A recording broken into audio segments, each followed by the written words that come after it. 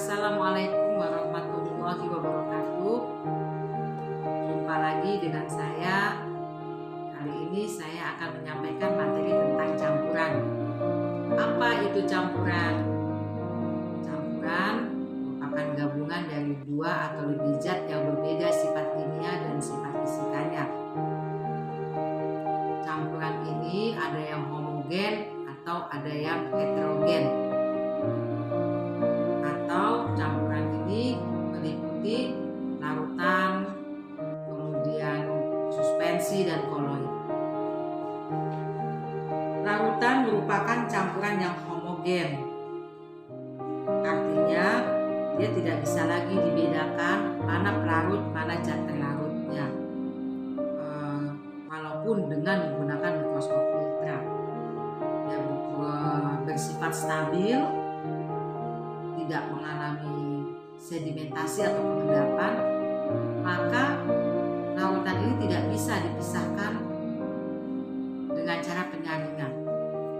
Di dalam kehidupan sehari-hari itu larutan itu kita temui atau kita dapatkan, misalnya contohnya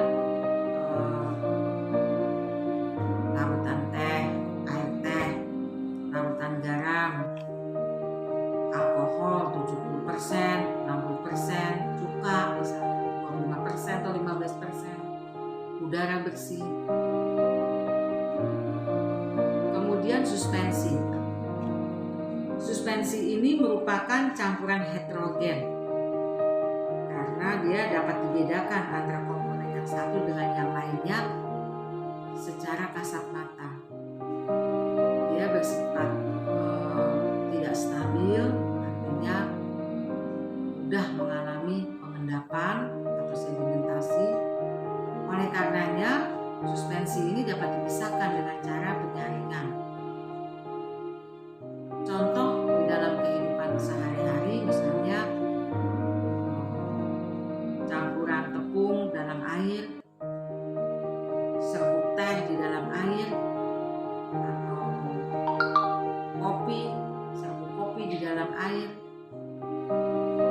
atau misalnya lagi pasir di dalam air. Kemudian koloid. Koloid ini juga merupakan campuran heterogen, tapi dia berada di antara larutan dan suspensi. Secara makroskopis, kalau kita lihat biasa begitu dengan kasat mata, maka nampak koloid ini seperti larutan. Tetapi apabila kita amati dengan mikroskop ultra, maka koloid ini adalah suspensi. Bersifat stabil, tetapi jika dibiarkan lambat laun juga akan mengalami sedimentasi atau pengendapan. Koloid tidak dapat disaring dengan penyaringan biasa. Contoh dalam kehidupan sehari-hari itu misalnya susu. Kalau kita saring ya keluarnya susu lagi.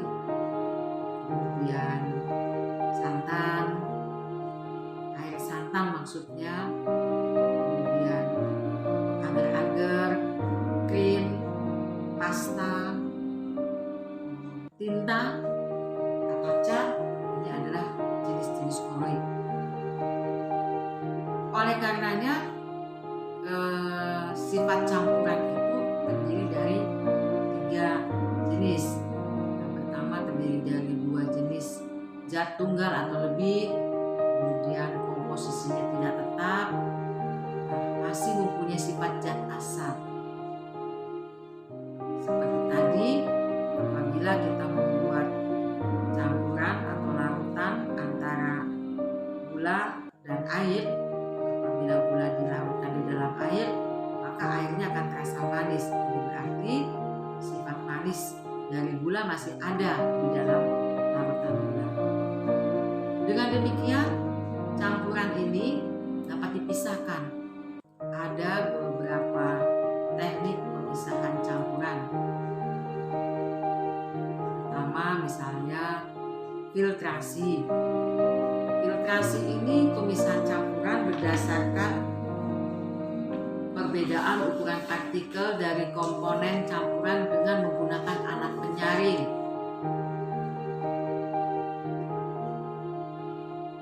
Contoh, misalnya kita ingin memisahkan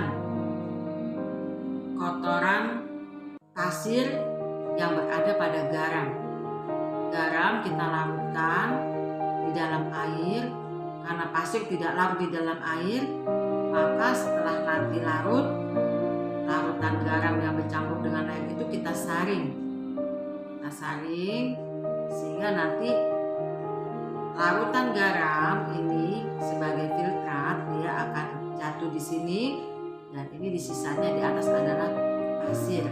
Nah, larutan garam ini apabila kita ingin mengambil kristal garamnya, kita panaskan kembali atau kita uapkan sehingga nanti airnya akan menguap dan kita dapatkan kristal garam. Kemudian destilasi. Destilasi ini pemisahan campuran berdasarkan perbedaan titik didih dari dua zat yang bercampur tentunya. Misal memisahkan alkohol 70% dari air. Nah, ini kita lakukan dengan cara destilasi. Larutan alkohol tadi kita taruh di sini, kemudian dipanaskan. Nanti karena ada perbedaan titik didih, alkohol mendidih pada 70 derajat, sedangkan air mendidih pada 80 derajat, maka air mendidih pada 100 derajat, maka ketika ini kita panaskan sampai 80 derajat, itu alkohol sudah menguap semuanya. Maka di sini masih tersisa air. Alkohol yang menguap ini diembunkan lagi karena di sini dimasukkan ke dalam pipa, di mana pipa ini diisi dengan air sehingga nanti uap alkohol akan mengembun kembali dan dia akan menetes di sini sebagai destilat. Ini destilat ini adalah alkohol. Aplikasi di dalam kehidupan sehari-hari, destilasi ini biasa digunakan untuk memisahkan minyak mentah dari fraksi-fraksinya seperti LPG, petroleum, ether, bensin, minyak tanah, solar, lumas, kemudian parafin, lilin, dan aspal. Itu dipisahkan dengan cara destilasi karena masing-masing zat yang sudah saya sebutkan tadi mempunyai perbedaan titik didih.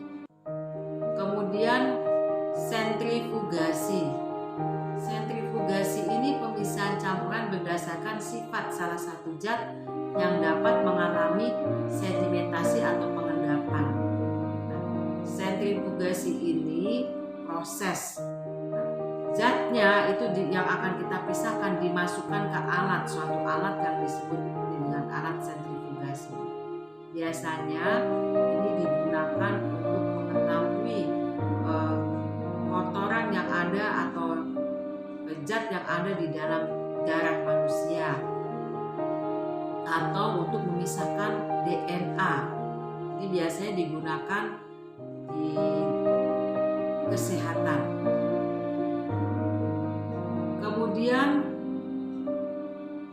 teknik pemisahan campuran dengan cara sublimasi. Sublimasi yaitu pemisahan campuran berdasarkan sifat zat yang dapat menyublim atau tidak dari campurannya. Nah, menyublim itu artinya perubahan dari zat padat menjadi gas. Biasanya ini digunakan untuk membersihkan iodin atau kapur barus yang kotor atau bercampur dengan pasir. Jadi nanti campuran iodin dengan pasir ini kita taruh di dalam beker gelas, kemudian kita panaskan. Di atas beker gelas ini kita tutup cawan yang sudah kita beri es batu. Maka nanti kapur barus ini akan menguap. Ketika dia sampai menabrak cawan ini, dia akan padat kembali karena di sini dingin, ada es batu di atasnya.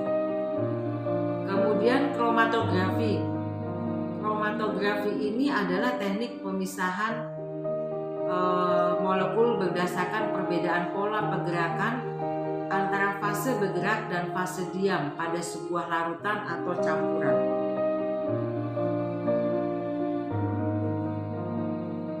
Fase diam ini cenderung menahan komponen campuran, sedangkan fase bergerak cenderung menghanyutkan. Komponen yang kurang larut dalam fase bergerak akan tertinggal. Komponen yang lebih larut akan hanyut lebih cepat. Perbedaan fase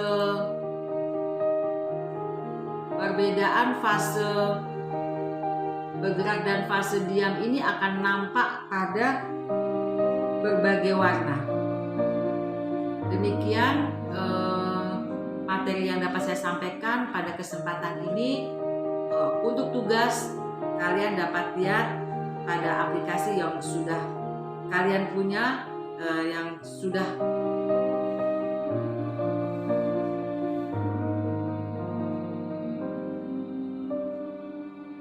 kalian peroleh, ya, nanti akan saya sampaikan di sana. Kurang lebihnya saya akhiri.